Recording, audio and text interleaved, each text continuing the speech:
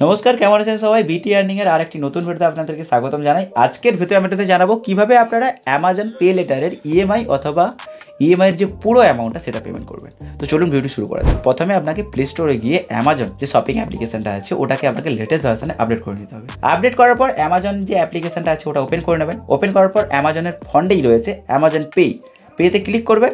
Amazon পেতে click করার পর ওপরে একটি অপশন পাবেন, একদম ওপরে অ্যামাজন পে লেটার, এবং তার নিচে অ্যাভেলেবল ব্যালেন্স আপনার যত রয়েছে সেটা দেখাবে। অ্যামাজন পে লেটারে ক্লিক করবেন। ক্লিক করার পর একটি অপশন পাবেন মেক রিপেমেন্টে ক্লিক করবেন। মেক রিপেমেন্টে ক্লিক করার পর আপনি যে অপশনটি দেখতে পাবেন সেটা হচ্ছে আপনার টোটাল ইএমআই কত রয়েছে, কত টাকা পেমেন্ট করতে হবে এবং এই মাসের ডিউটা কত টাকা রয়েছে সেটা পেমেন্ট করতে হবে। অ্যাকচুয়াল দেখুন আমার এখানে জিরো দেখাচ্ছে, কারণ আমি এই মাসে কিছুক্ষণ আগেই পেমেন্ট করে দিয়েছি, তার জন্য এখানে জিরো দেখাচ্ছে।